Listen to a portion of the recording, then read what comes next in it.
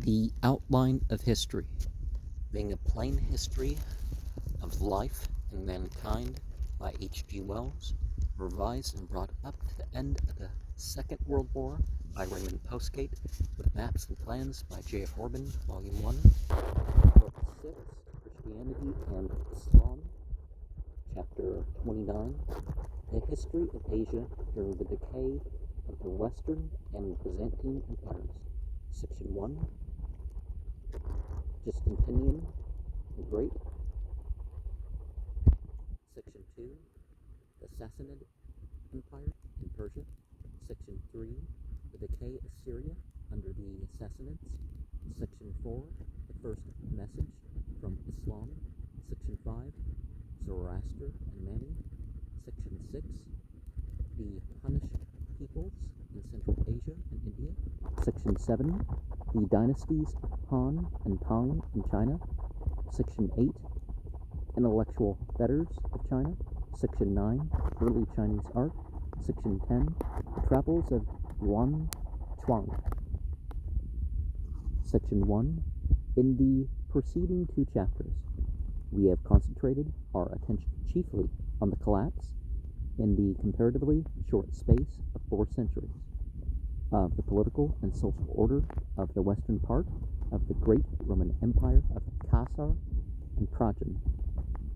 We have dwelt upon the completeness of that collapse to any intelligent and public-spirited-minded living in the time and under the circumstances of St. Benedict our Cassiodorus. It must have seemed indeed as if the light of civilization was waning and near extinction. But with the longer views a study of universal history gives us, we can view those centuries of shadow as a phase, and probably a necessary phase, in the onward march of social and political ideas and understandings. And if, during that time, a dark sense of calamity rested upon Western Europe, we must remember that over large portions of the world there was no retrogression. With their Western prepossessions, European writers are much too prone to underrate the tenacity of the Eastern Empire that centered upon Constantinople. This empire embodied a tradition much more ancient than that of Rome. If the reader will look at the map we have given its extent in the 6th century of the Common Era, and if he will reflect that its official language had then become Greek, he will realize that what we are dealing with here is only nominally a branch of the Roman Empire. It is really the Hellenic Empire, of which Herodotus dreamt, and which Alexander the Great founded. True, it called itself Rome, and its people Romans. And to this day, modern Greek is called Romaic. True also that Constantine the Great knew no Greek, and that Justinian's account was bad. These superficialities of name and form cannot alter the fact that the empire was, in reality, Hellenic, with the past 6 centuries at the time of Constantine the Great, and that, while the real Roman Empire crumpled up completely in 4 centuries, the Hellenic Roman Empire held out for more than 11, from 312, the beginning of the reign of Constantine the Great, to 1453, when Constantinople fell to the Ottoman Turks. And while we have to tell of something like a complete social collapse in the West, there was no such equivalent breakdowns in the East. Towns and cities flourished, the countryside was well cultivated, trade went on for many centuries. Constantinople was the greatest and richest city in the world. We will not trouble ourselves here with the names and follies, the crimes and intrigues of its tale of emperors. As with most monarchs of great states, they did not guide their empire, they were carried by it. We have already dealt in some length with Constantine the Great, 312 and 337. We have mentioned Theodosius the Great, 379 to 395, who for a little while reunited the empire, and Justinian the First, 527 to 565. Presently, we shall tell something of Heraclius, 610 to 641. Justinian, like Constantine, may have had Slav blood in his veins. He was a man of great ambition and great organizing power, and he had the good fortune to be married to a woman of equal or greater ability, the Empress Theodora, who had in her youth been an actress of doubtful reputation, but his ambitious attempts to restore the ancient greatness of the empire probably overtaxed its resources, as we have told. He reconquered the African province from the Vandals and most of Italy from the Goths. He also recovered the south of Spain. He built the great and beautiful church of Sancta Sophia in Constantinople, founded a university, and codified the law. But against this, we must set his closing of the schools of Athens.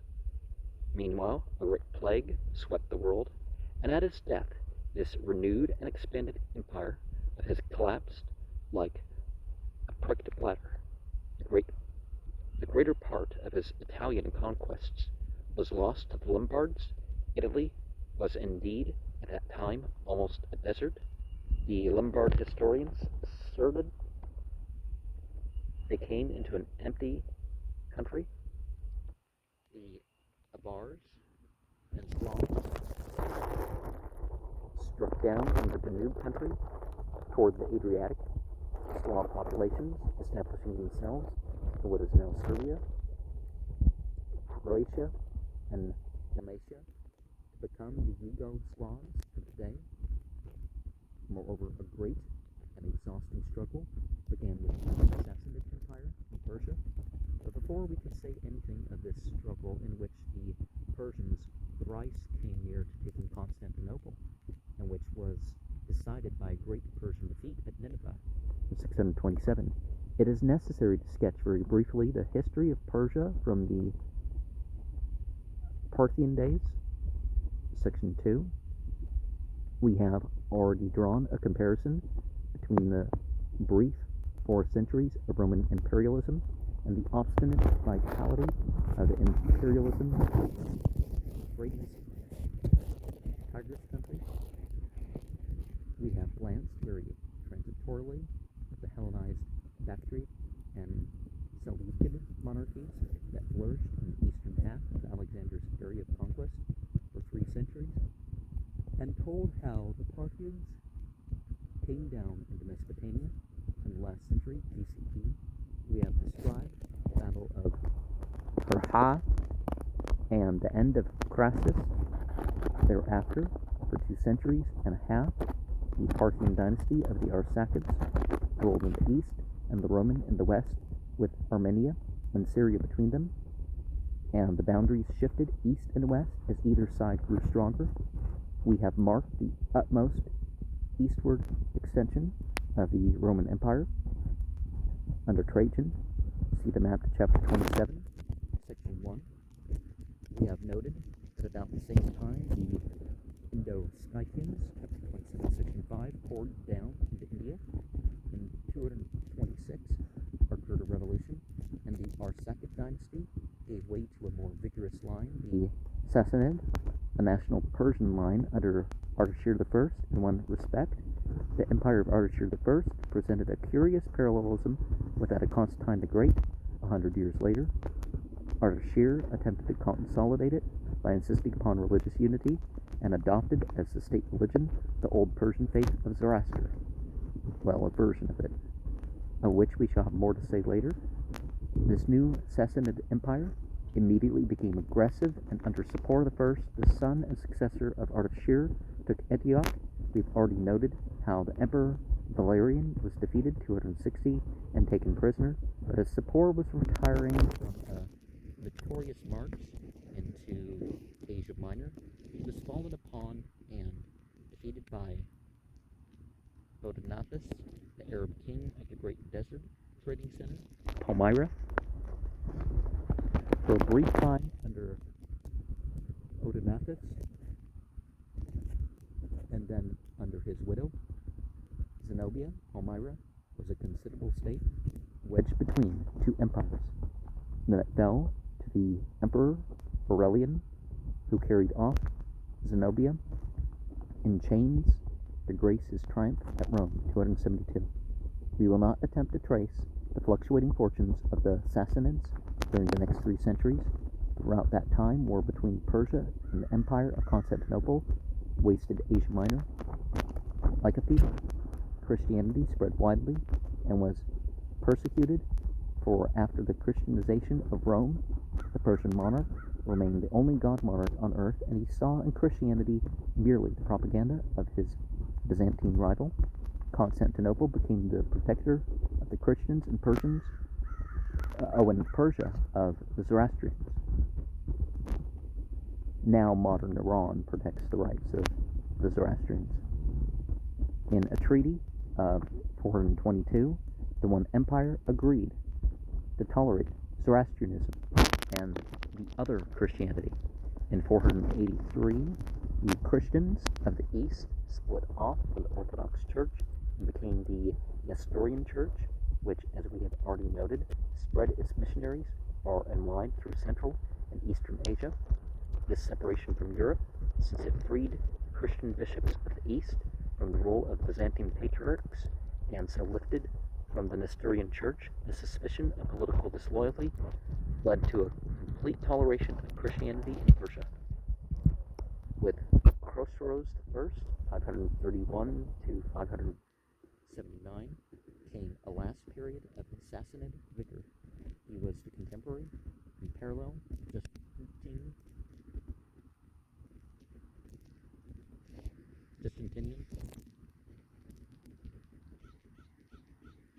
He reformed taxation, restored the Orthodox Zoroastrianism, by Orthodox they mean the professional priesthood groups, extended his power into southern Arabia, Yemen, which he rescued from the rule of Abyssinian Christians, pushed his northern frontier into western Turkestan, and carried on a series of wars with Justinian. His reputation as an enlightened ruler stood so high that when Justinian closed the schools of Athens, the last Greek philosophers betook themselves to his court. They sought in him, the philosopher king, that mirage which, as we have noted, Confucius and Plato had sought in their day.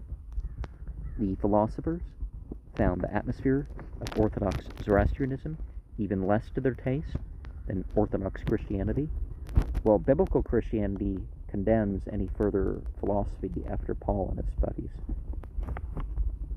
And in 549, Khosrow had the kindness to insert a clause in an armistice with Justinian permitting their return to Greece and ensuring that they should not be molested, bothered further pagan, non-Christian philosophy, or their transitory pro-Persian behavior.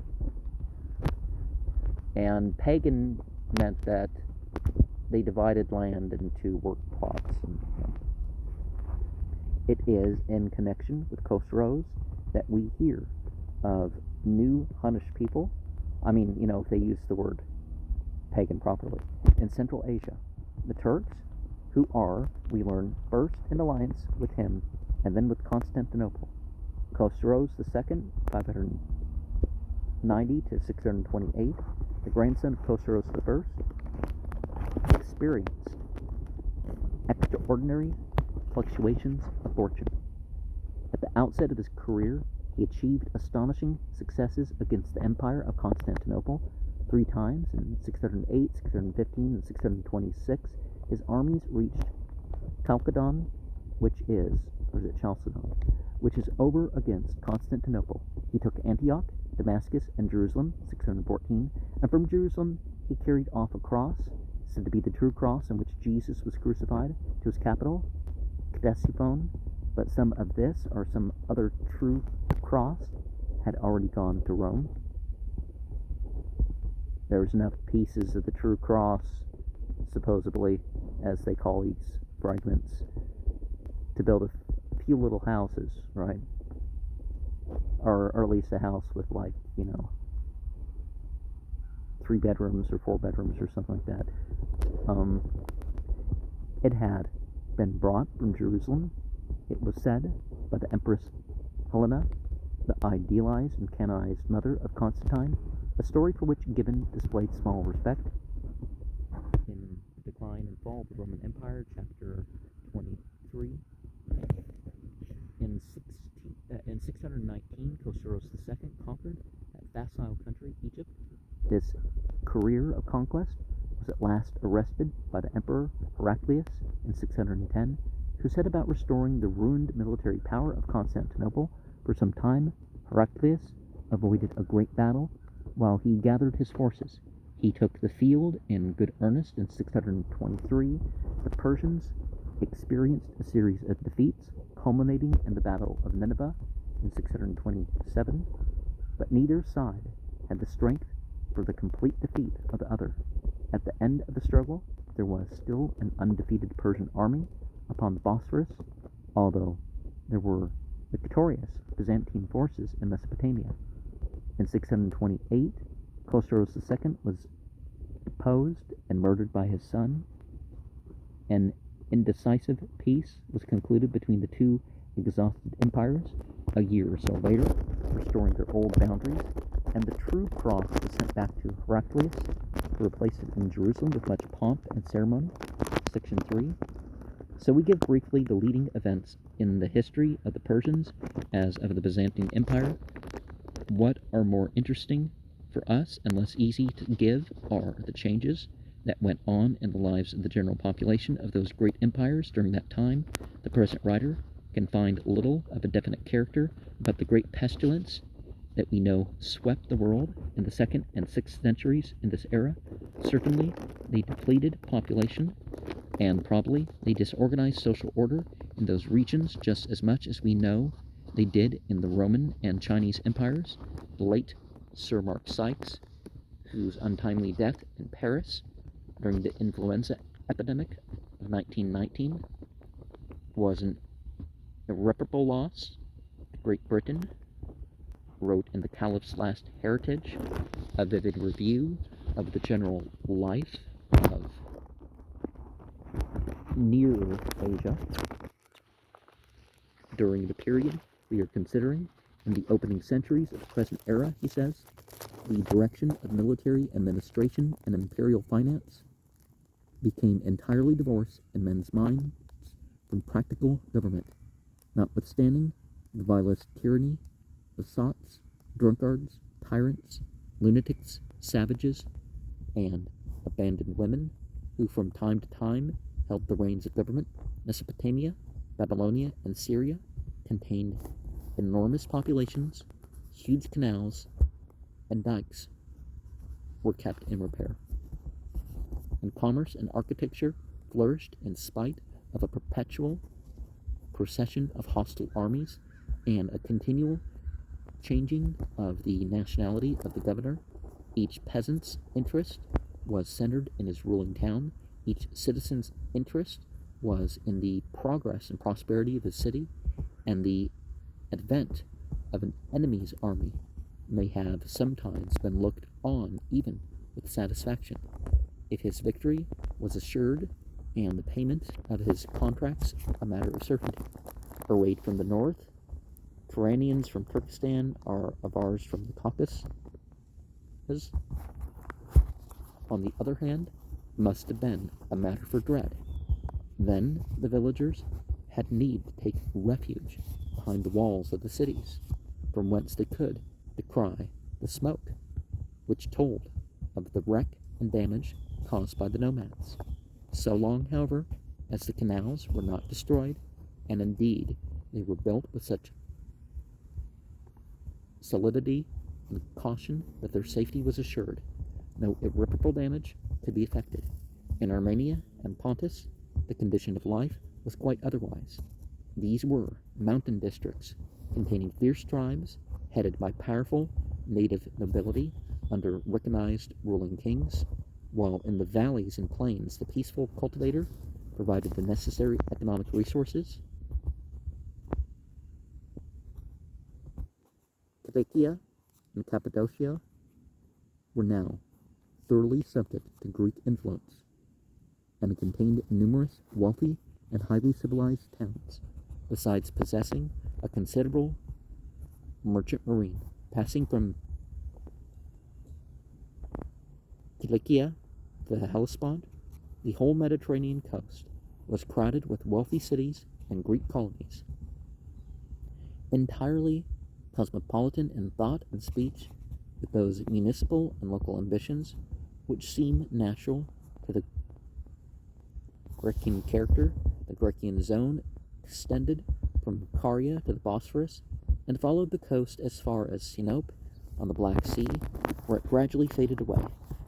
Syria was broken up into a curious quilt-like pattern of principalities and municipal kingdoms, beginning with the almost barbarous states of Commagene and Edessa, Urfa, in the north. South of these stood Bembike, with its huge temples and priestly governors. Towards the coast, a dense population in villages and towns clustered around the independent cities of Antioch, Apamea, and Emesa, Homs. While out in the wilderness, a great Semitic merchant city of Palmyra was gaining wealth and greatness as the neutral trading ground between Parthia and Rome. Between Lebanon and anti-Lebanon, we find the height of its glory, Heliopolis, Baalbek, the battered fragments of which even now command our admiration. Bending in towards Galilee, we find the wondrous cities of Gerasa and Philadelphia, Amman, connected by solid roads of masonry and furnished with gigantic aqueducts. Syria is still so rich in ruins and remains of the period that it is not difficult to picture oneself the nature of its civilization. The arts of Greece, imported long before, had been developed into magnificence that bordered on vulgarity. The richness of ornamentation, the lavish expense, the flaunting wealth, all tell that the tastes of the voluptuous and artistic Semites were then, as now. I have stood in the colonnades of Palmyra, and I have dined in the Hotel Cecil, and save that the latter is built of iron, daubed with sham wood, sham stucco, sham gold, sham velvet, and sham stone, the effect is identical. So here we have the Eastern Empire and the Sassanids.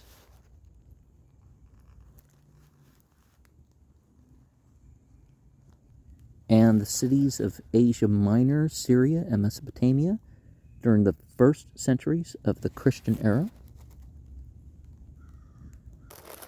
In Syria, there were slaves in sufficient quantity to make real buildings, but the artistic spirit is as based as anything made by machinery. Over against the cities, the village folk must have dwelt pretty much as they do now, in houses of mud and dry stone wall, while out in the distant pastures, the Bedouin tended their flocks in freedom under the rule of the Nabatean kings of their own race, or performed the office of guardians and agents of the great trading caravans. Beyond the herdsmen lay the parching deserts, which acted as the impenetrable barrier and defense of the Parthian Empire. Behind the Euphrates, where stood the great cities of Ctesiphon, Seleucia, Hatra, Nisibin, Haran, and hundreds more whose very names are forgotten. These great townships subsisted on enormous cereal wealth of Mesopotamia, watered, as it then was, by canals, whose makers' names were even then already lost in the midst of antiquity. Babylon and Nineveh had passed away. The successors of Persia and Macedon had given place to Parthia, but the people and the cultivation were the same as when Cyrus the Conqueror, one of the messiahs mentioned in the Bible, had first subdued the land. The language of many of the towns was Greek, and the cultured citizens of Seleucia might criticize the philosophies and tragedies of Athens, but the millions of the agricultural population knew, possibly, no more of these things than many an Essex peasant of today knows of what passes in the metropolis. Compare with this state of affairs at the end of the 7th century.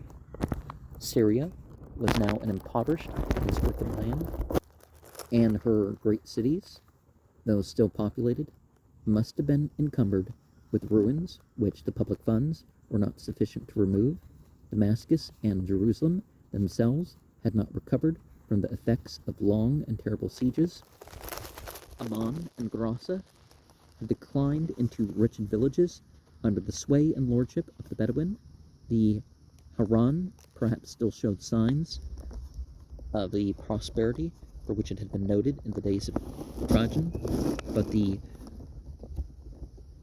wretched buildings and rude inscriptions of the state all point to a sad and depressing decline. Out in the desert, Palmyra stood empty and desolate, save for a garrison in the castle.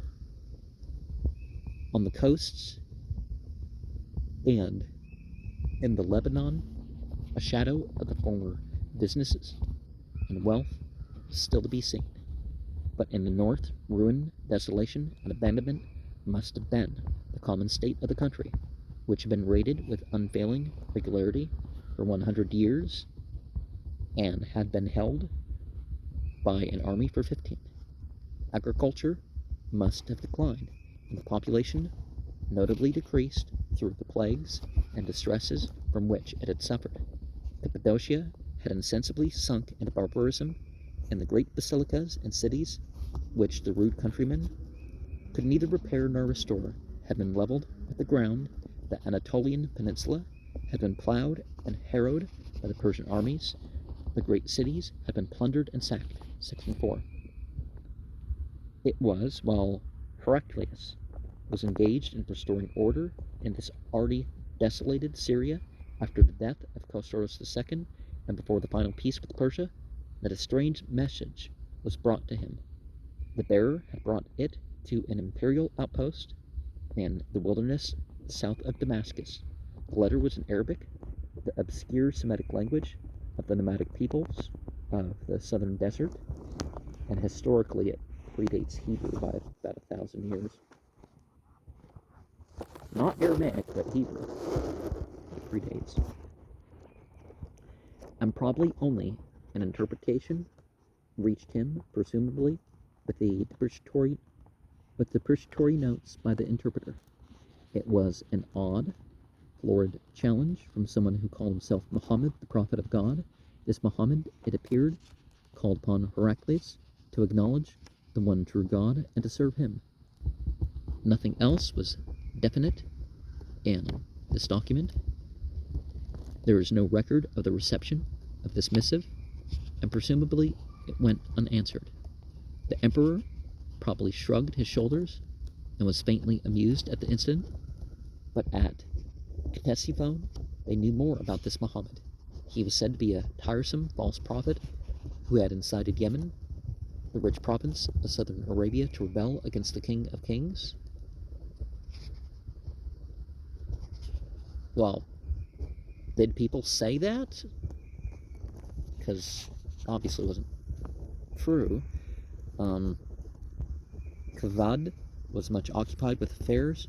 He had deposed and murdered his father, Khosroes II, and he was attempting to reorganize the Persian military forces. To him also came a message identical with that sent to Heraclius. The thing angered him. He tore up the letter, flung the fragments at the envoy, and bade him begone. When this was told to the center, Far away in the squalid little town of Medina, he was very angry. Even so, O Lord, he cried, rend thou his kingdom from him. A hadith from 628. People forget that, different with most of who the Bible and other texts list as prophets, Muhammad was known during his time by people who didn't believe. So 2 differences there. Section 5. But before we go on to tell of the rise of Islam in the world, or at least in this era, right, it will be well to complete our survey of the condition of Asia in the dawn of the 7th century, and a word or so is due to religious developments in the Persian community during the Sassanid period. From the days of Cyrus onward, Zoroastrianism had prevailed over the ancient gods of Nineveh and Babylon. Well, before that, you could say there was similar theology, but yeah, the cults of the various idols and stuff dominated. Zoroaster, the Greek spelling of the Iranian Zarathustra, like Buddha, was an Aryan. We know nothing of the age in which he lived. Some authorities make him as early as 1000 BC. There's reason to put him clear back to the age of Taurus, not just this 1700 to 2000 BCE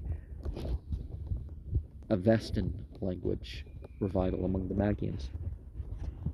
Others make him contemporary with Buddha or Confucius, because of the Achaemenid revival.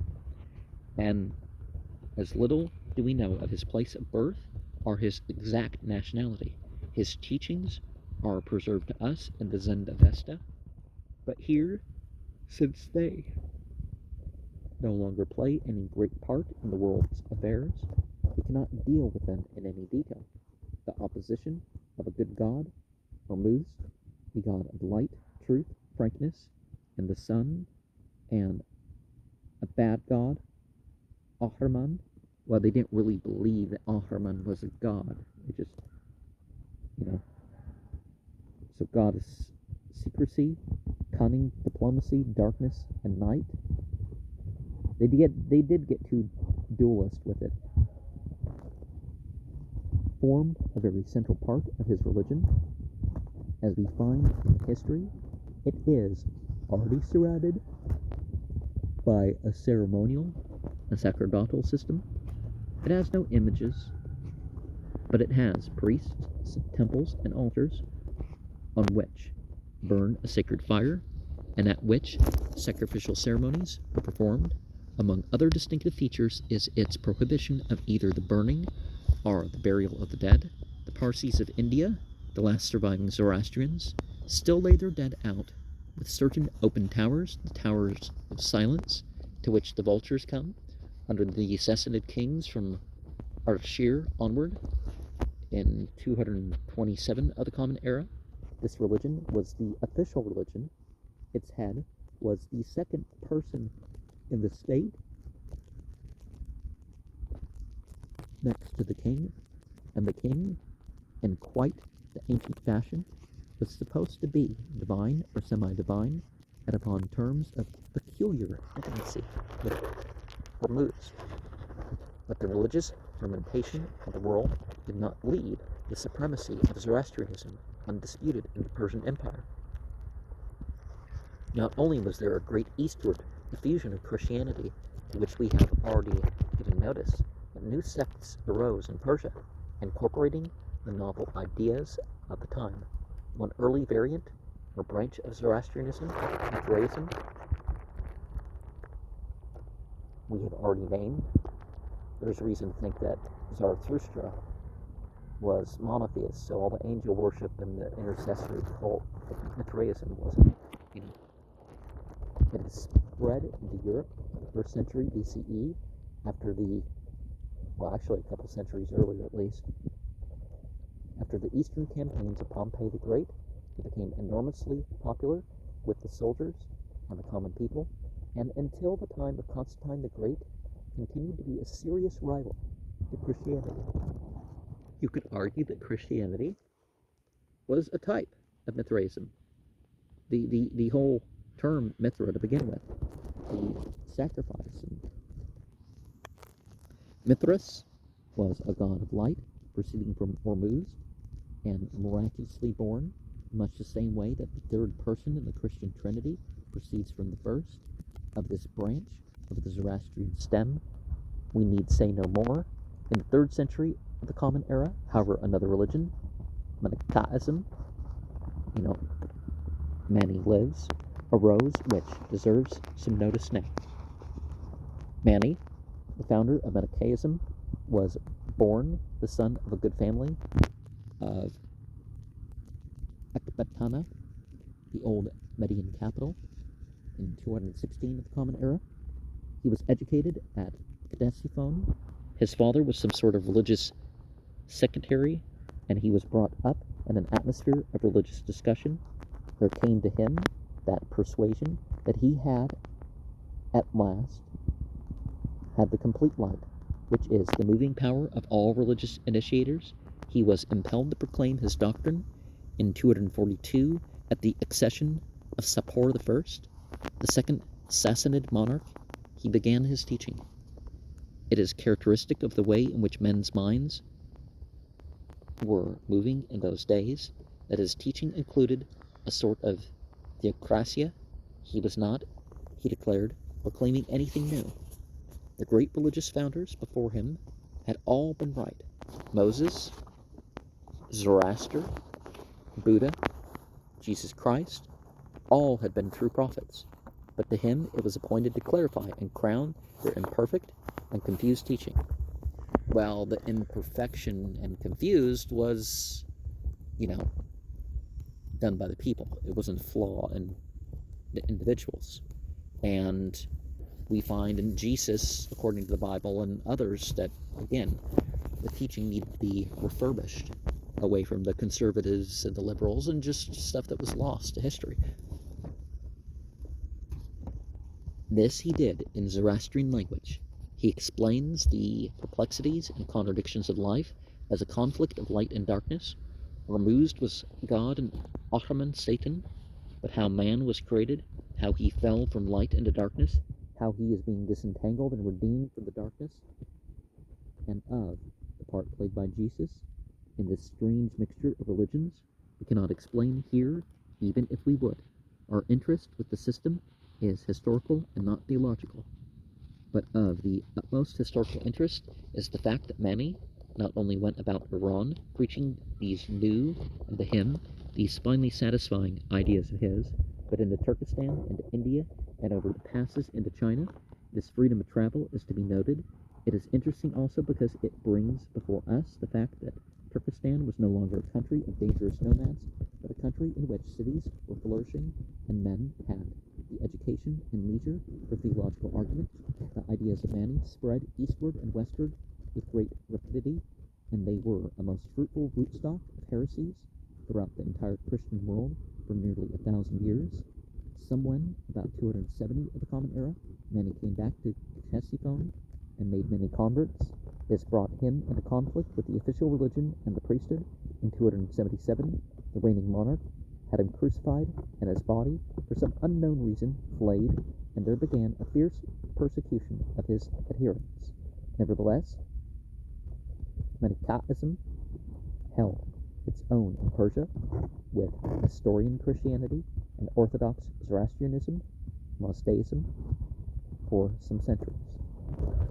In Section 6, it becomes fairly evident that in the 5th and 6th centuries of the Common Era, not merely Persia, but the regions that are now Turkestan and Afghanistan were far more advanced in civilization than were the French and English of that time.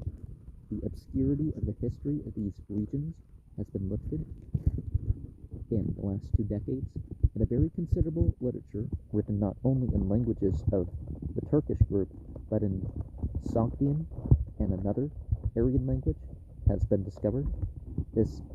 These extant manuscripts date from the 7th century onward. The alphabet is an adaptation of the Aramaic, introduced by Deccan missionaries, and many of the manuscripts discovered parchments have been found in windows in the place of glass, are as beautifully written as any Benedictine production, mixed up with a very extensive Manichaean literature, are translations of the Christian scriptures and Buddhist writings. Much of this material still awaits examination. This Central Asiatic country, Sir Denison Ross declares, was still largely Aryan in speech and culture. Its art was still largely Indian and Persian in its affinities. Everything points to the conclusion that those centuries, which were centuries of disaster and retrogression in Europe, were comparatively an age of progress in Middle Asia, eastward into China. Someday we shall have a connected history written of the things that happened in this region during the dark centuries of European disorder. Through some favorable climate change, its civilization had a phase of exceptional elaboration. In Berlin, one may see a collection of wall paintings from Turkestan of this period, which anticipate the costumes and equipment of 13th century France and Germany, 6 centuries later, in a quite extraordinary way. All the familiar figures and symbols of the kings, queens, and knaves of a pack of cards, for example, are to be seen depicted in these brilliant pictures. The Mamluk cards, there was life there, as rich and fine as that of European medievalism at its brightest, and wonderfully like it, dark and fair people mingle in these scenes, and red-haired men, usually a result of racial admixture, abound. Well, among Cro-Magnon is probably the origin of the red hair.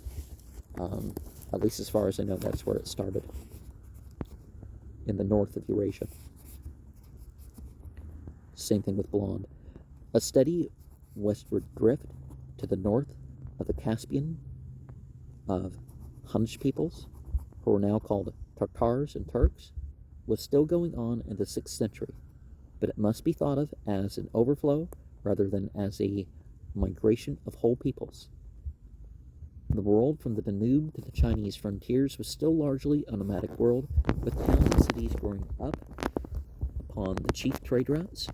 We need not tell in any detail here of the constant clash of the Turkish peoples of western Turkestan with the Persians to the south of them, the age-long bickering of Turanian and Iranian. We hear nothing of any great northward marches of the Persians, but there were great and memorable raids to the south, both by the Turanians to the east and the Alans to the west of the Caspian, before the big series of movements of the 3rd and 4th century westward that carried the Alans and Huns into the heart of Europe. There was a nomadic drift to the east of Persia and southward through Afghanistan towards India, as well as this drift to the northwest. These streams of nomads flowed by Persia on either side. We have already mentioned the Yuezhi, who finally descended into India as the Indo-Scythians in the 2nd century. A backward still nomadic section of these Yuezhi remained in Central Asia, and it became numerous upon the steppes of Turkestan. As the Athalites are white Huns, after being a nuisance and a danger to the Persians for 3 centuries, they began raiding into India in the footsteps of their kinsmen about the year 470. Less than a quarter of a century after the death of Attila, they did not migrate into India. They went to and fro, looting in India and returning with their loot to their own country, just as later the Huns established themselves in the Great Danube Plain and raided all Europe. The history of India during these 7 centuries we are now reviewing is punctuated by these 2 invasions of the Yuezhi, the Indo-Scythians, who, as we have said, wiped out the last traces of Hellenic rule, and the Hephthalites. Before the former of these, the Indo-Scythians, a wave of uprooted populations, the Sakas, had been pushed, so that altogether India experienced 3 waves of barbaric invasion, about 100, 120, and 470 of the Common Era. But only the second of these invasions was a permanent conquest and settlement. The Indo-Scythians made their headquarters in the northwest frontier and set up a dynasty, the Kushan dynasty, which ruled most of northern India as far east as Benares. The chief among these Kushan monarchs was Kanishka, date unknown, who added to the north India Kashgar, Yarkand, and Khotan. Like Asoka, he was a great and vigorous promoter of Buddhism, and these conquests, this great empire of the northwest frontier, must have brought India into close and frequent relations with China and Tibet. These subsequent divisions and coalescences of power in India were difficult to deal with in the limited space at our command. Sometimes all India was a patchwork quilt of states, sometimes such empires as that of the Guptas prevailed over great areas. The Gupta Empire flourished throughout the 4th, 5th, and 6th centuries, and under its patronage, modern Hinduism arose, and there was a period of great literary activity. These things made little difference in the ordinary way of life of the Indian peoples. Brahmanism held its own against Buddhism, and the 2 religions prospered side by side. The mass of the population was living then very much as it lives today, dressing, cultivating, and building its houses in much the same fashion. The eruption of the Hephthalites is memorable, not so much because of its permanent effects as because of the atrocities perpetuated by the invaders. These Hephthalites very closely resembled the Huns of Attila in their barbarism. They merely raided. They produced no such dynasty as the Kushan monarchy, and their chiefs retained their headquarters in western Turkestan. An Hephthalite coin, Mihira, their most capable leader, has been called the Attila of India. One of his favorite amusements, we are told, was the expensive one of rolling elephants down precipitous places in order to watch their sufferings. His abominations roused his Indian tributary princes to revolt, and he was overthrown in 528. But the final ending of the Hephthalite raids into India was effected not by Indians, but by the destruction of the central establishment of the Hephthalites on the Oxus in 565, by the growing power of the Turks working in alliance with the Persians. After this breakup, the Hephthalites dissolved very rapidly and completely into the surrounding populations, much as the European Huns did after the death of Attila 100 years earlier. Nomads, without central grazing lands, must disperse. Nothing else is possible. Some of the chief Rajput clans of today in Rajputana in northern India were descended, it is said, from these white Huns. Very regretfully, we must refrain here from any account of the development of chivalry among these Rajput states, curiously analogous to the contemporary knightly developments in Europe, not Decay, nor can we trace here, because no student has yet prepared the way for us, even in broad outline, the development of Indian art between the days of Alexander and the coming of Islam. The Hellenic influence upon Indian sculpture and architecture was profound, and there was probably a constant coming and going of artists, and particularly of painters, between Persia and Central Asia and India.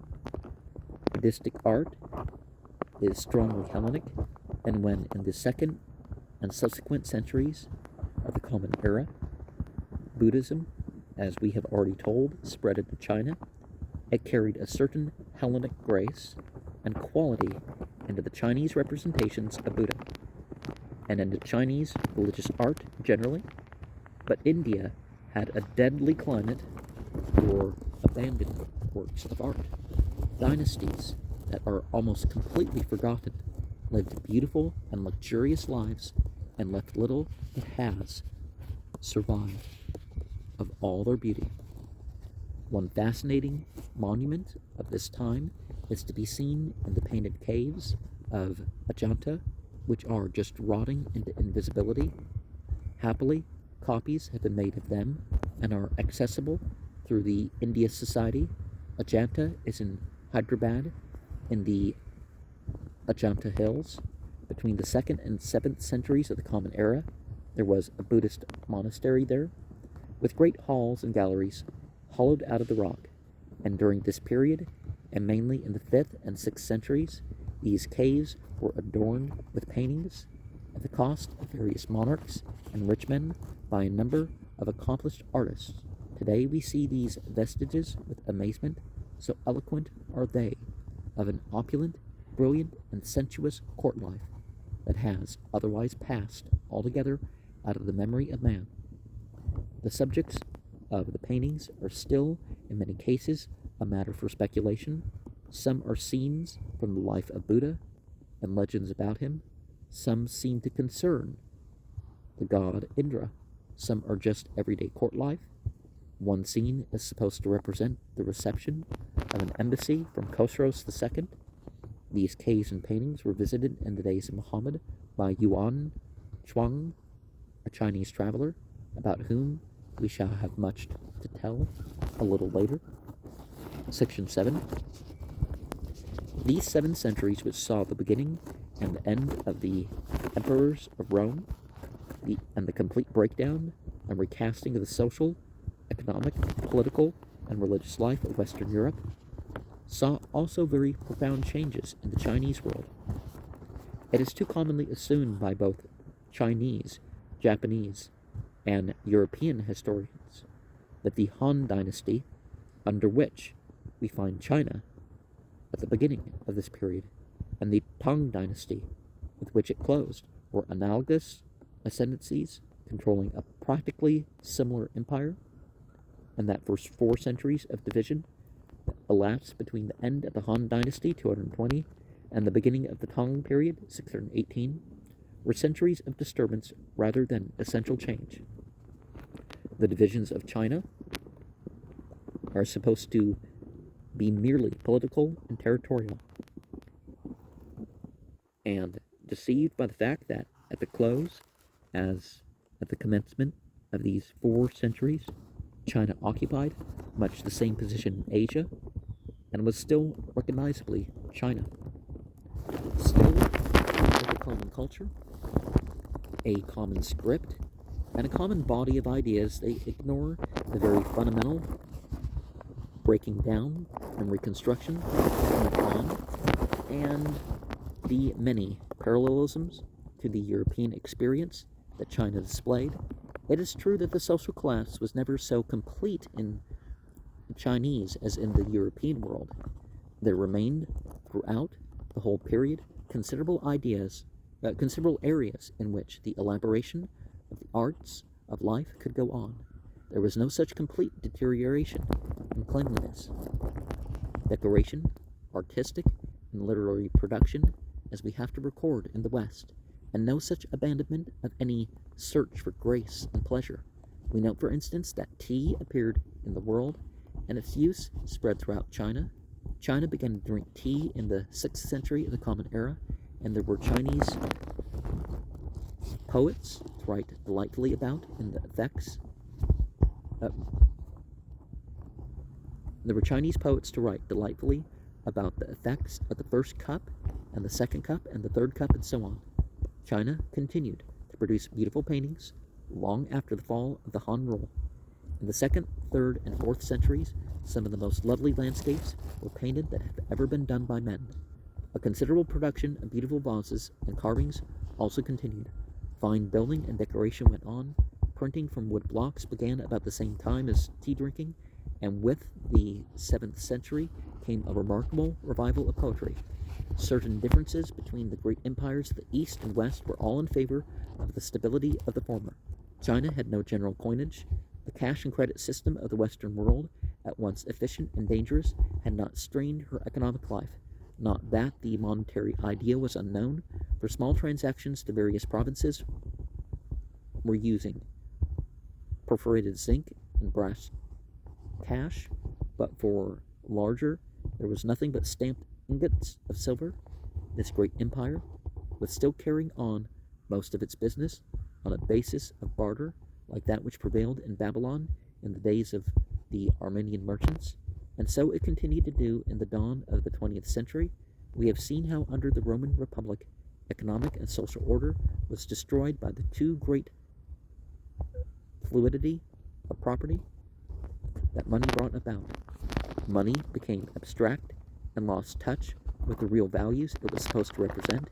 Individuals and communities got preposterously into debt, and the world was saddled by a class of rich men who were creditors, men who did not handle and administer any real wealth, but who had the power to call up money. No such development of finance occurred in China. Wealth in China remained real and visible, and China had no need for any Licinian law, nor for a Tiberius Gracchus. The idea of property in China did not extend far beyond tangible things. There was no labor slavery, no gang servitude. There were girl slaves who did domestic work, and women who were bought and sold, but that was only a slight extension of the ordinary domestic subjugation of women. The occupiers and users of the land were, in most instances, practically the owner of it, paying only a land tax. There was a certain amount of small-scale landlordism, but no great estates. Landless men worked for wages paid mostly in kind, as they were in ancient Babylon. These things made for stability, and the geographical form of China for unity. Nevertheless, the vigor of the Han dynasty declined and enervated perhaps by luxury, and when at last the close of the 2nd century of the Common Era, the world catastrophe of the Great Pestilence struck the system, the same pestilence that inaugurated a century of confusion in the Roman Empire, the dynasty fell like a rotten tree before a gale, and the same tendency to break up into a number of warring states and the same eruption of barbaric rulers were displayed in the East and West alike. Mr. Fu ascribes much of the political nervousness nervelessness of China in this period to Epicureanism, arising, he thinks, out of the skeptical individualism of Lao Tse. This phase of division is known as the Three Kingdom period. The 4th century saw a dynasty of more or less civilized Huns established as rulers in the province of Shense. The Hunnish kingdom included not merely the north of China, but great areas of Siberia. Its dynasty absorbed the Chinese civilization, and its influence carried Chinese trade and knowledge to the Arctic Circle. Mr. Fu compares this Siberian monarchy to the empire of Charlemagne in Europe. which we shall presently describe. It was the barbarian becoming Chinese, as Charlemagne was a barbarian becoming Romanized. Out of a fusion of these Siberian with native North Chinese elements arose the Sui dynasty, which conquered the south. This Sui dynasty marks the beginning with a renaissance of China. Under a Sui monarch, the Luchu Isles were annexed to China, and there was a phase of great literary activity. The number of volumes at this time in the Imperial Library was increased, we were told, to 54,000. The dawn of the 7th century saw the beginning of the Great Tang Dynasty, which was to endure for 3 centuries. The Renaissance of China that began with Sui and culminated in Tang was, Mr. Fu insists, a new real birth. The spirit, he writes, was a new one. It marked the Tang civilization with entirely distinctive features. 4 main factors have been brought together and fused. 1. Chinese liberal culture. 2. Chinese classicism. 3. Indian Buddhism. And 4. Northern bravery. So before we go on, we have the Chinese Empire under the Tang Dynasty, its greatest extent. Superimpose the Roman Empire at its greatest extent under Trajan.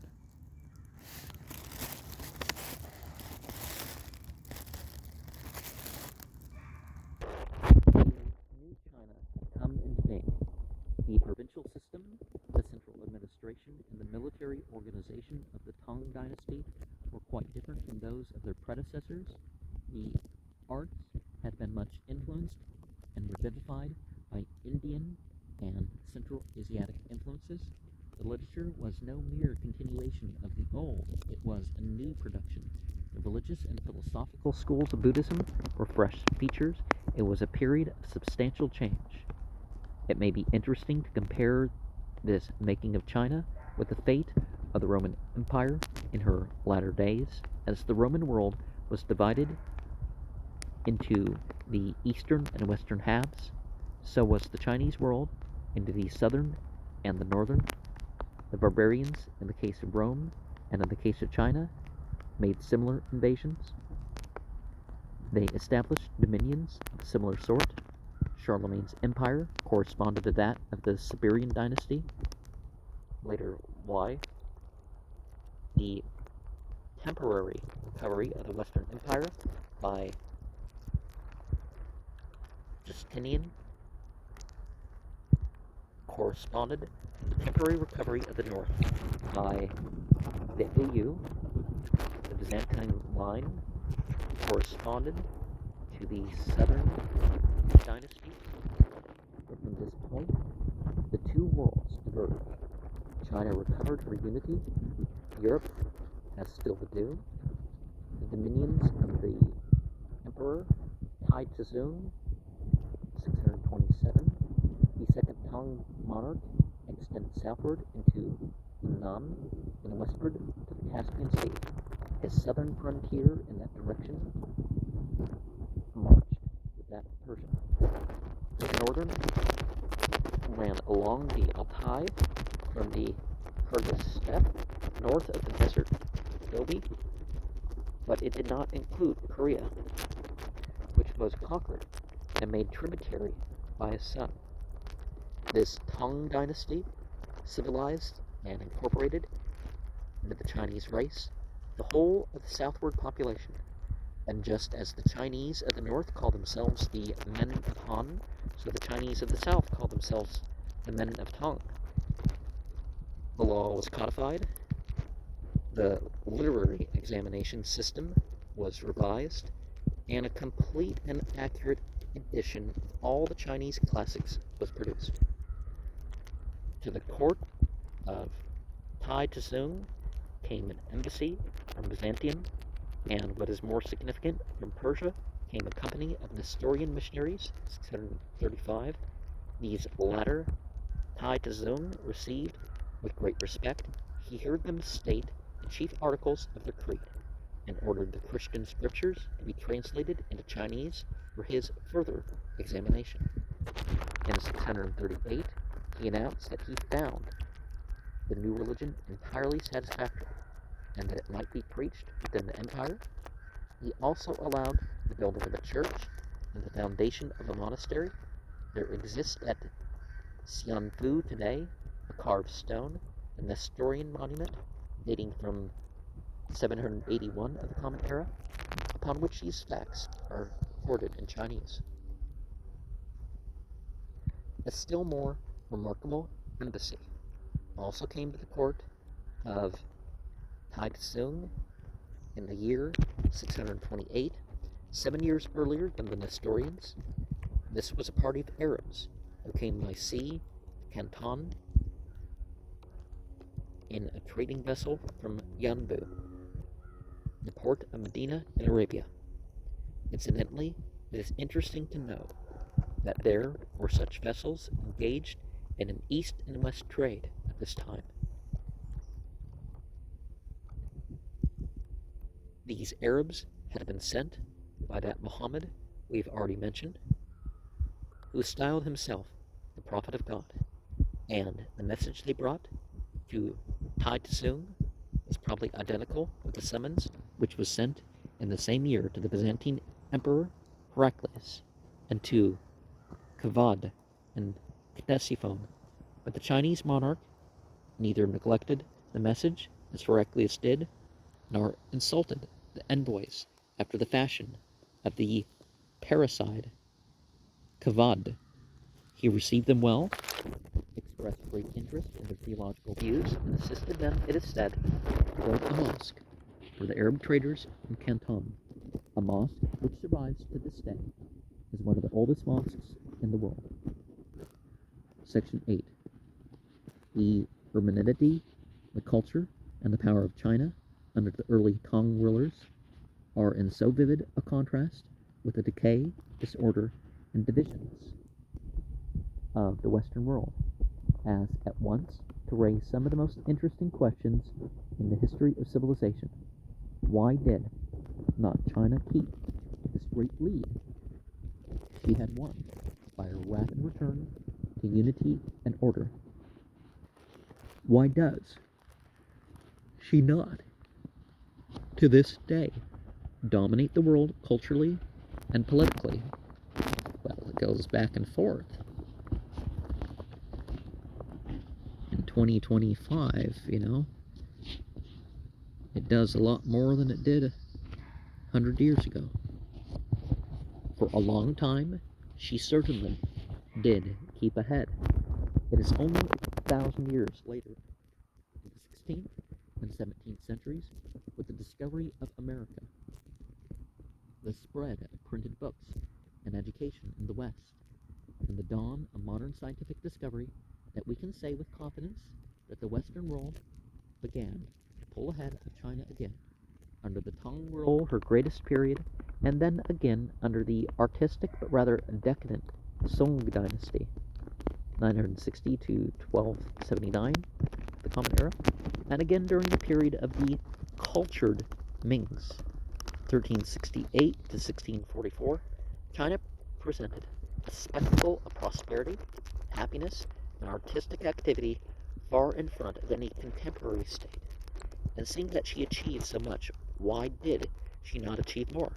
Chinese shipping was upon the seas, and there was a considerable overseas trader during that time. Why did the Chinese never discover America or Australia?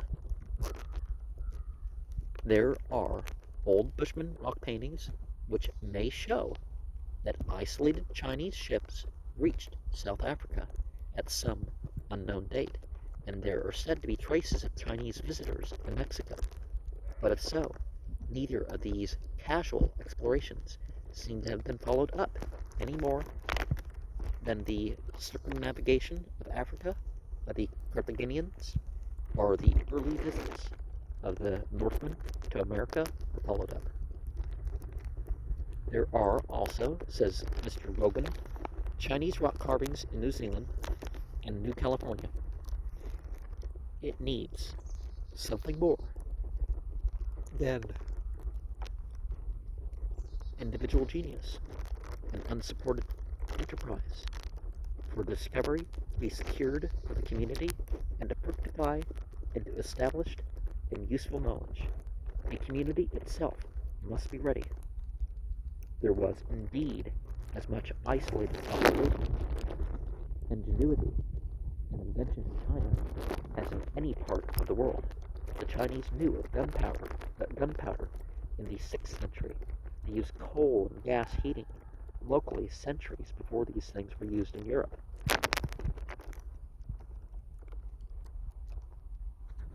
Their bridge building, their hydraulic engineering were admirable. The knowledge of materials shown in their enamel and lacquer ware is very great. Why did they never organize the system of record and cooperation and inquiry that has given the world modern science?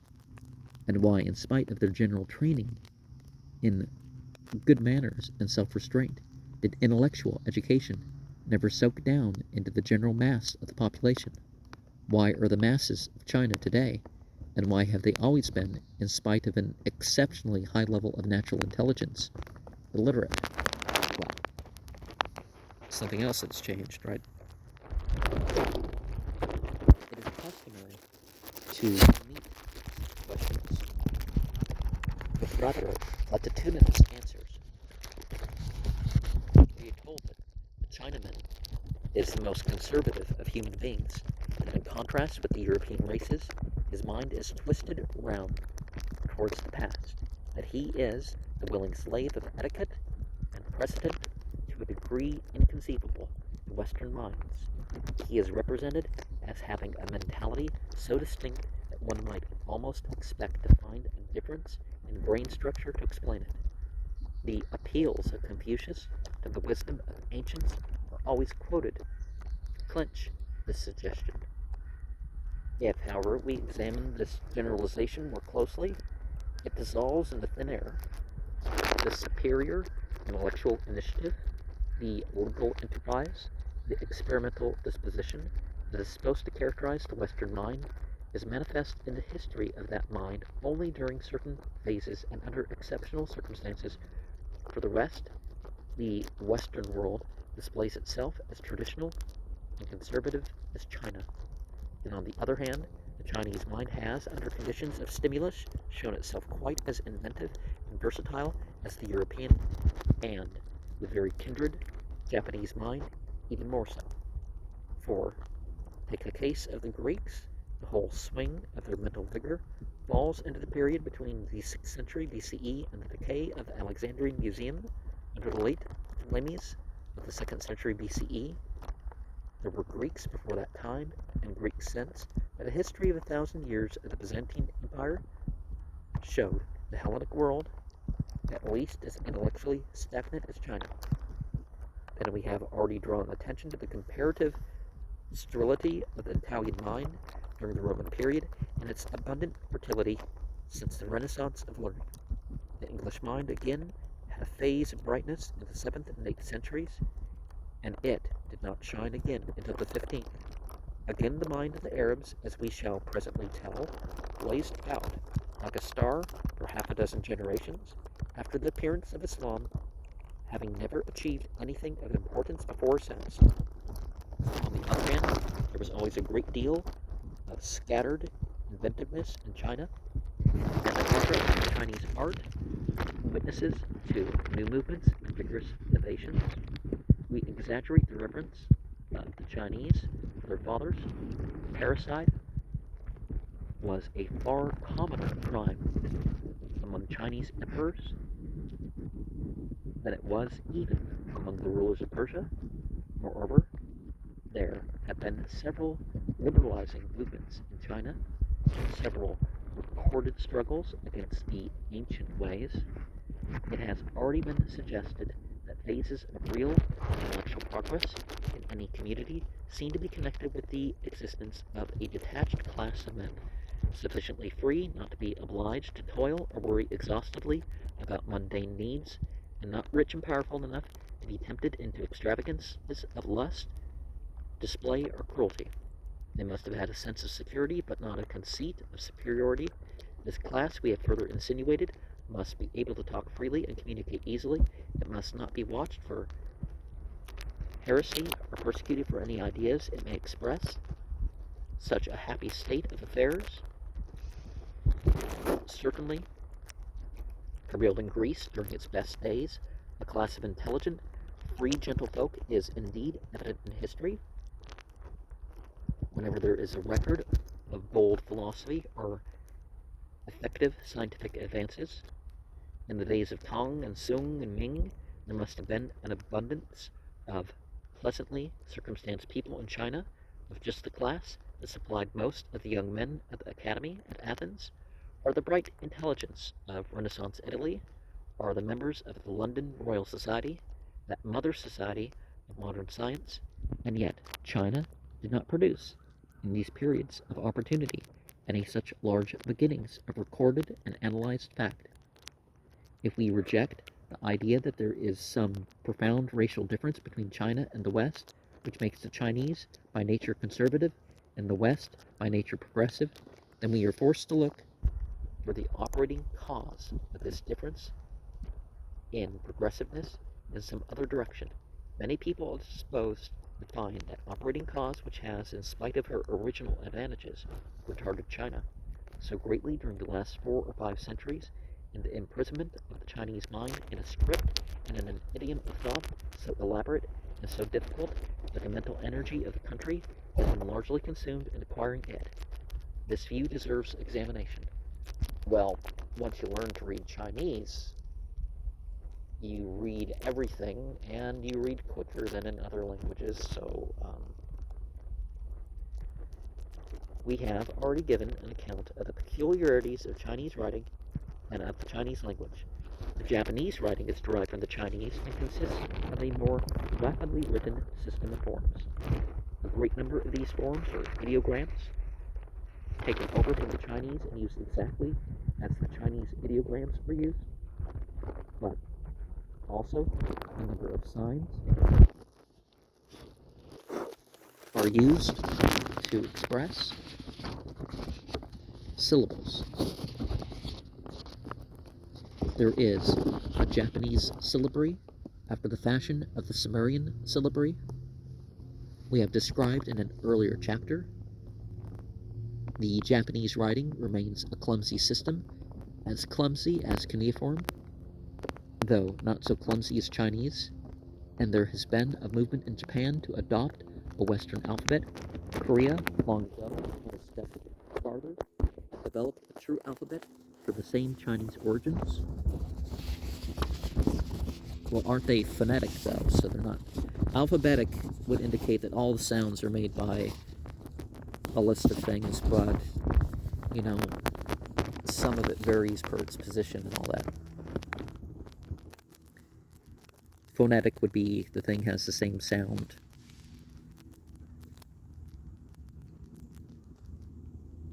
With these exceptions, all the great writing systems now in use in the world are based on the Mediterranean alphabets and are beyond comparison more easily learned and mastered than the Chinese. This means that while other peoples learn merely a comparatively simple, straightforward method of setting down the language with which they are familiar, the Chinaman has to master a great multitude of complex word signs and word groups. He must not simply learn the signs, but the established groupings of those signs to present various meanings. He must familiarize himself, therefore, with a number of exemplary classical works. Consequently, in China, while you will find great numbers of people who know the significance of certain frequent and familiar characters, you discover only a few whose knowledge is sufficiently extensive to grasp the meaning of a newspaper paragraph, and still fewer who can read any subtlety of intention or find shades of meaning. Now it's kind of the opposite, right? In a lesser degree, this is true also of Japan. No doubt European readers, especially of such word-rich, unsystematic languages as English or Russian, vary greatly among themselves in regard to the extent of books they can understand and how far they can understand them. Their power varies according to their vocabularies, but the corresponding levels of understanding among the Chinese represent a far greater expenditure of time and labor upon their attainment. A Mandarin's education in China is mainly learning to read, and it may be that the consequent preoccupation of the educated class during its most susceptible years upon the Chinese classics give it a bias in favor of this traditional learning upon which it had spent so much time and energy. Few men who have toiled to build up any system of knowledge in their minds will willingly scrap it in favor of something strange and new. This disposition is as characteristic of the West as of the East. It is shown as markedly by the scholars of the British and American universities as by any Chinese wanderers. And the British, at the present time, in spite of the great and manifest advantages in the popular education and national propaganda the change would give them, refuse to make any move from their present barbaric orthography towards a phonetic alphabet and spelling. The peculiarities of the Chinese script and the educational system arising out of that script must have acted age after age as an invincible filter that favored the plastic and scholarly mind as against the restive and originating type, and kept the latter out of positions of influence and authority. There is much that is plausible in this explanation. It was not, however, until the comparatively recent Ming Dynasty that the classical examination system was established in its full severity. The Ming Dynasty in 1368 to 1644 was a patriotic and conservative dynasty, resuming possession of China after the rule of the Mongols. The first of the Ming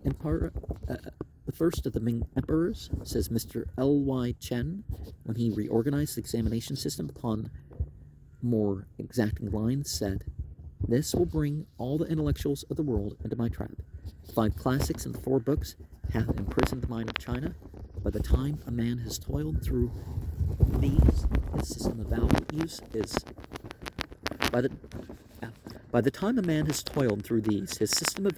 is as rigid and incurable as that of a classical scholar at Oxford."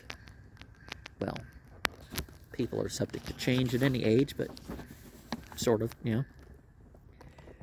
There have been several attempts to simplify the Chinese writing and to adopt an alphabetical system. There's talk about color coding it now. In the early days of Buddhism in China, when there was a considerable amount of translation from Sanskrit, Indian influences came near to achieving this end. 2 Chinese alphabets were indeed invented, and each had some little use. But what hindered the general adoption of these, and what stands in the way of any phonetic system of Chinese writing today, is this, that while the literary script and phraseology is the same from one end of China to the other, the spoken language of the common people, both in pronunciation and its familiar idioms, vary so widely that men from one province may be incomprehensible to men from another.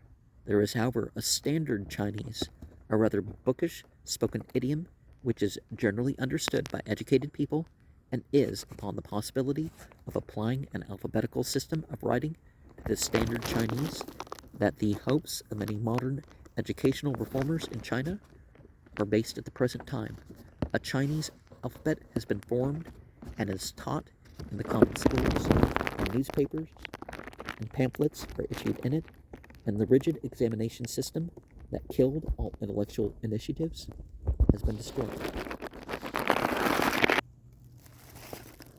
The Yuan Shuang's route from China to India, 629 to 645 of the Common Era. There has also been a considerable simplification in the direction of introducing spoken idioms into written Chinese. This makes for ease and lucidity, even in the old characters such as Chinese, is more easily read and written, and it is far better adapted than classical Chinese to the needs of modern literary expression. But there may be other causes also that kept China from pushing forward to the definite leadership of mankind.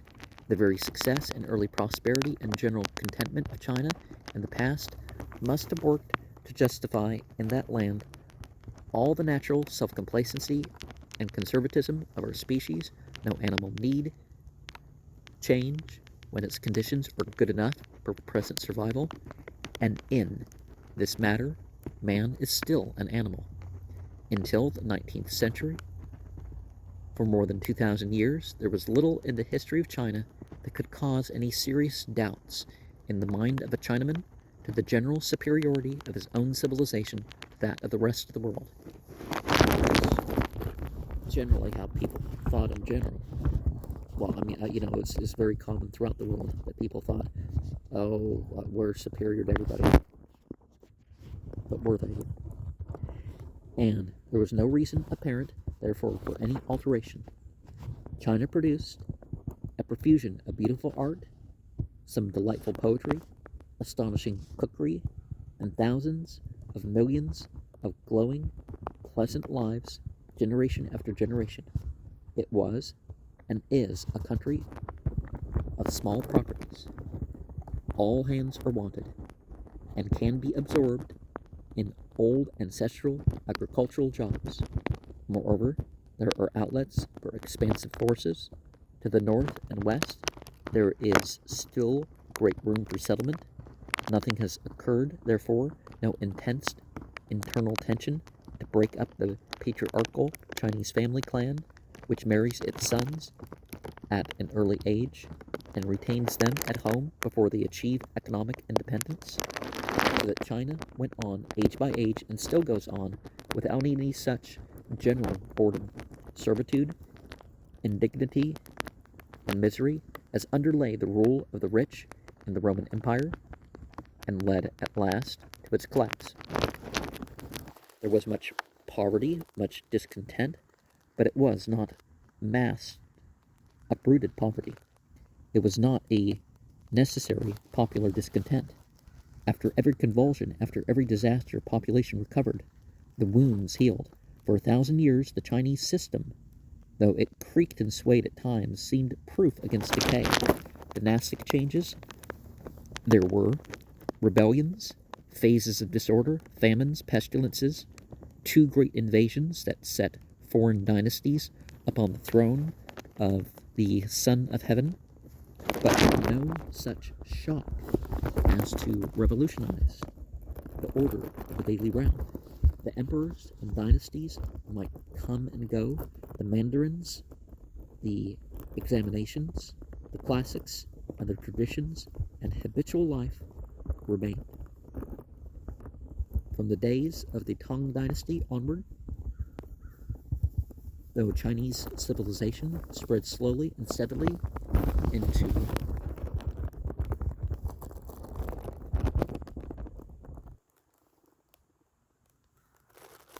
Annam, into Cambodia, into Siam, into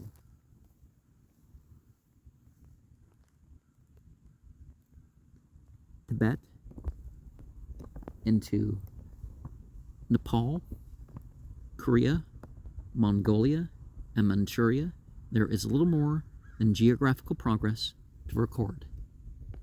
The Chinese of the 7th century of the Common Era were all essentials as civilized a people as they were 1,000 years later. Section 9. Here we may, perhaps, make a remark or so about the art and architecture of China during this period of the Han and Tang and the intervening dynasties, for reasons that we are quite unable to analyze. The Chinese have always preferred the use of timber and brick to that of stone in building. Yet there is plentiful good building stone to be found in China, hardly any ruins, and no buildings apart from the Great Wall, earlier than the 11th century of the Common Era, are known to history, but pictures and records testify to a long tradition going back to the Tsin dynasty or earlier. The earliest forms of building derive directly from the Mongol tent. The main feature is the great roof, which may be double or triple, and with carved and lacquered woodwork. The roof itself may be covered with glazed and brilliantly colored tiles. General buildings are of one story. Generally, the buildings are of one story, spreading horizontally. A frequent feature in Chinese design is the honorific archway. Bridges of stone abound, and some are very beautiful. The heaven-pointing pagoda is a third type of erection, and these, and terraces, and balustradings complete the general scheme of Chinese buildings. This was the architectural landscape of China at the beginning of the Christian era, and so it remains to this day. The pagoda is said, perhaps incorrectly, to be due to Indian Buddhist initiatives, and to be the Chinese equivalent of the Indian monumental stupa. The same indifference to enduring materials affects our knowledge of Chinese plastic art before the Han Dynasty. Almost the only exception is bronze. We know of bronze jars and figures of the Chao and even of the Shang dynasties. They are so skillfully and beautifully done that they imply the contemporary existence of a whole world of sympathetic productions that have now perished. It is only with the Han Dynasty and after the commencement of the Christian era that we come to a phase of Chinese life that has left so many vestiges in any other material. Painting, we are told, was the essential art of China, and very beautiful work was already being done in the Han period. Ku Kai Chi, 4th century of the Common Era, is named as one of the great Chinese masters of the brush. Some of his work survives, and it shows a maturity and mastery that indicate an already well-established school. The Chinese painting is invariably watercolor. In the place of great frescoes, we find pictures on silk and paper. It differs from Western work in displaying a positive dislike for the representation of relief. It is flat, atmospheric, delicate, and deals far more with landscape and less with the close representation of the human body. The Tang Dynasty marks what many critics consider to be the supreme period of Chinese painting. Chinese sculpture by no means kept pace with Chinese pictorial art and is hardly to be mentioned beside European work. But on the other hand, Chinese pottery is preeminent. The Chinese fired their pottery at much higher temperatures than the Western world and produced porcelain and unequaled glazes. By the end of the Tang period, the Han pottery was already very hard and fine. Great numbers of glazed earthenware figures of attendants, horses, camels, and so forth, dating from the Tang period, are now in European homes and collections. They came out of graves, and they were put in these graves in lieu of the butchered slaves and animals of a more barbaric past. These graveside massacres to provide the departed Mongol chieftain with service and beasts of burden in the land of shades went on in China until the 7th or 6th century BCE. Then images were substituted. The Huns in the time of Attila still observed the ancient custom of a real slaughter, but it had been extinct in Egypt before the earliest dynasties and had already given place there to the funeral images. Section 10. In 629, the year after the arrival of Muhammad's envoys at Canton, and 30-odd years after the landing of Pope Gregory's missionaries in England, a certain learned and devout Buddhist named Yuan Chuang, or some authorities prefer to spell it, Huan Xiang, started out from Xianfu, Signon, Tae Tzung's capital. Upon a great journey to India, he was away 16 years and returned in 645, and he wrote an account of his travels, which is treasured as a Chinese classic. 1 or 2 points about his experience are to be noted here because they contribute to our general review of the state of the world in the 7th century of the Common Era. Yuan Chuang was as eager for marvels and as credulous as Herodotus, and without the latter writer's fine sense of history. He could never pass a monument or ruin without learning some fabulous story about it. Chinese ideas of the dignity of literature perhaps prevented him from telling us much detail of how he traveled, who were his attendants, and how he was lodged, or what he ate, and how he paid his expenses. Details precious to the historian. Nevertheless, he gives us a series of illuminating flashes upon China, Central Asia, and India, in the period now under consideration. His journey was an enormous one. He went on and came back by way of the Pamirs. He went by the northern route, crossing the desert of Gobi, passing along the southern slopes of the Tian Shan, skirting the great deep blue lake of Issyk Kul, and so to Tashkent and Samarkand, and then more or less in the footsteps of Alexander the Great, southward to the Khyber Pass and Peshawar. He returned by the southern route, crossing the Pamirs from Afghanistan to Kashgar, and so along the line of retreat to Yu'ah-che, had followed in the reverse direction 7 centuries before, and by Yurkhan along the slopes of Kwenlun to rejoin his former route near the desert end of the Great Lake. Each route involves some hard mountaineering. His journeyings in India are untraceable. He was there 14 years, and he went all over the peninsula. From Nepal to Ceylon. At that time, there was an imperial edict forbidding foreign travel, so that Yuan Shuang started from Xianfu like an escaping criminal. There was a pursuit to prevent him carrying out his project, how he bought from a strange graybeard a lean red-colored horse that knew the desert paths, how he dodged a frontier guardhouse with the help of a foreign person who made him a bridge of brushwood lower down the river, how he crossed the desert guided by the bones of men and cattle, how he saw a mirage, and how twice he narrowly escaped being shot by arrows when he was getting water near the watchtowers on the desert tract. The reader will find in the life he lost his way in the desert of Gobi, and for 4 nights and 5 days he had no water. When he was in the mountains among the glaciers, 12 of his party were frozen to death. All this is in the life. He tells little of it in his own account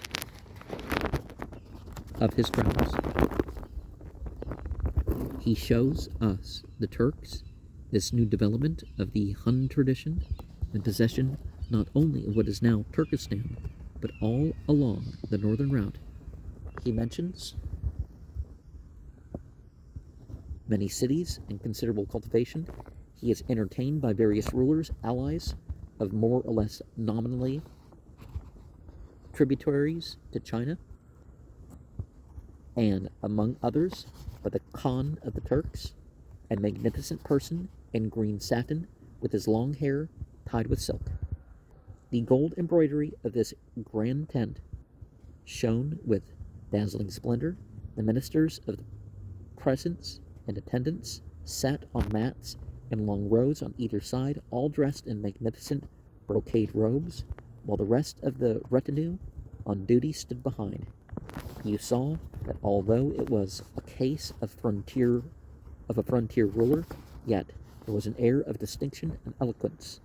The Khan came out from his tent about 30 paces to meet Yuan Chuang, who, after a courteous greeting, entered the tent. After a short interval, envoys from China and Kaohsiung were admitted and presented their dispatches and credentials, which the Khan perused. He was much elated and caused the envoys to be seated. He then ordered wine and music for himself and them, and grape syrup for the pilgrim. Hereupon, all pledged each other, and the filling and draining of the wine cups made a din and bustle, while the mingled music of various instruments rose loud, although the airs were the popular strains of foreigners, yet they pleased the senses and exhilarated the mental faculties. After a little, piles of roasted beef and mutton were served for the others, and lawful foods such as cakes, milk, candy, honey, and grapes for the pilgrim. After the entertainment, grape syrup was again served, and the Khan invited Yuan Chuang to improve the occasion, whereupon the pilgrim expounded the doctrines of the 10 virtues, compassion for animal life, and the paramitas and emancipation. The Khan, raising his hands, bowed and gladly believed and accepted the teaching. Yuan Chuang's account of Samarkand is of a large and prosperous city, a great commercial entrepot, the country about it very fertile, abounding in trees and flowers, and yielding many fine horses. Its inhabitants were skillful craftsmen, smart and energetic. At that time, we must remember that there was hardly such a thing as a town in Anglo-Saxon England. As his narrative approached his experiences in India, however, the pious and learned pilgrim in Yuan Chuang got the better of the traveler, and the book becomes congested with monstrous stories of incredible miracles. Nevertheless, we get an impression of houses, clothing, and the like, closely resembling those of the India of today. Then, as now, the kaleidoscopic variety of an Indian crowd contrasted with the blue uniformity of the multitude in China. In the time of Buddha, it is doubtful if there were reading and writing in India. Now, reading and writing were quite common accomplishments. Yuan Chuang gives an interesting account of a great Buddhist university of Nalanda, where ruins have quite recently been discovered and excavated. Nalanda and Taxila seem to have been considerable educational centers. As early as the opening of the schools of Athens, he also visited the caves at Ajanta, of which we have told. The caste system of Yuan Chuang, found fully established in spite of Buddha, and the Brahmins were now altogether in the ascendant. He names the 4 main castes we have mentioned, but his account of their functions is rather different. Well, it depends on who's writing the account, right? The Sudras, he says, were the tillers of the soil. Indian writers say that their function was to wait upon the twice-born castes above them. But as we have already intimated, Yuan Chuang's account of Indian realities is swamped by his accumulation of legends and pious inventions. For these he had come, and in these he rejoiced. The rest, as we shall see, was a task that had been set him. The faith of Buddha, which in the days of Asoka, and even so late as Kanishka, was still pure enough to be a noble inspiration, we now discover absolutely lost in a wilderness of preposterous rubbish, a philosophy of endless Buddhas, tales of manifestations, and marvels like a Christmas pantomime, miraculous conceptions by 6 tusked elephants, charitable princes giving themselves up to be eaten by starving tigresses, temples built over a sacred nail paring, and the like.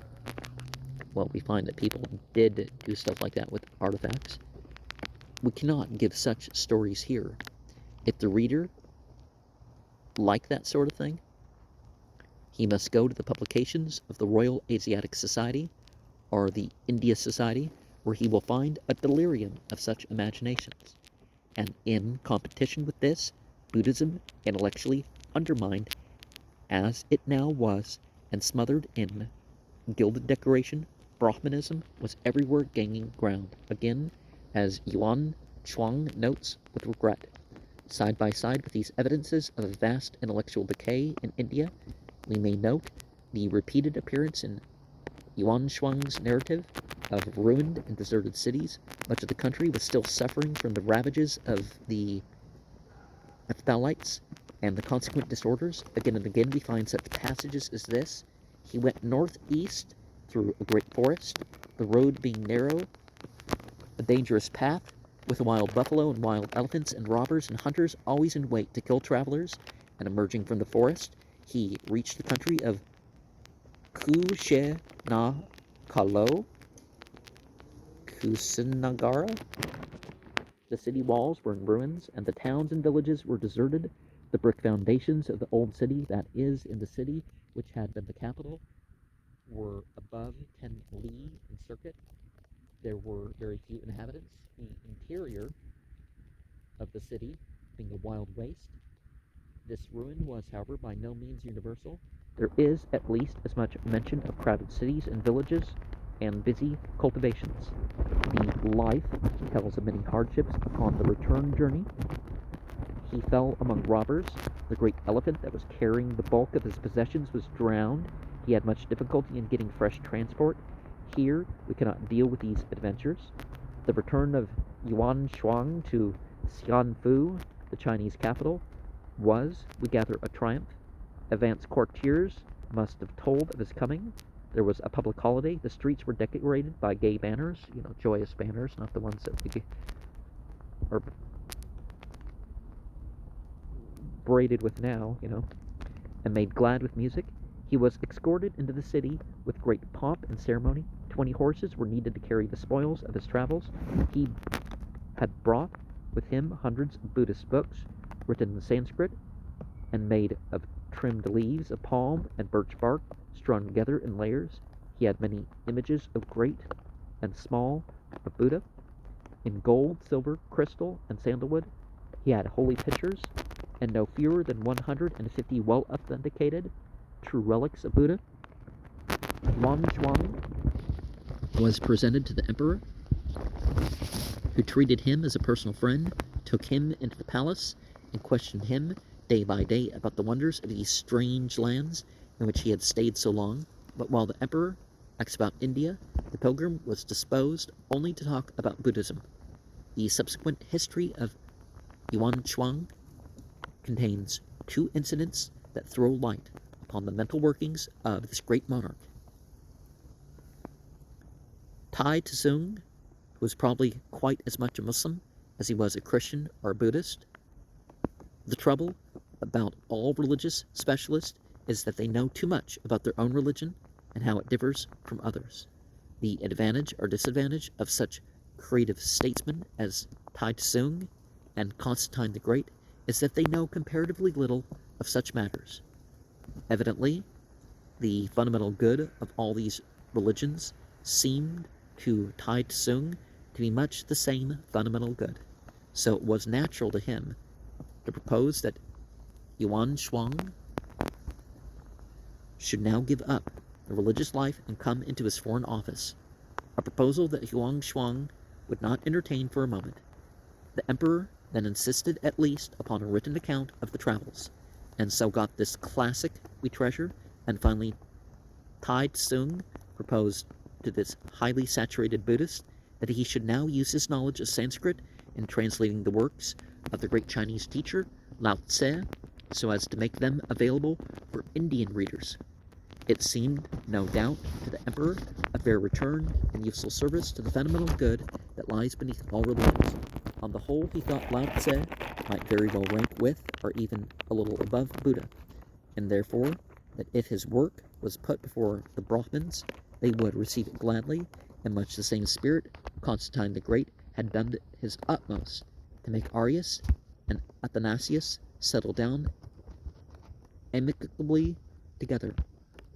But naturally enough, this suggestion was repulsed by Yuan Shuang. He retired to a monastery and spent the rest of his years translating as much as he could of the Buddhist literature he had brought with him into elegant Chinese writing.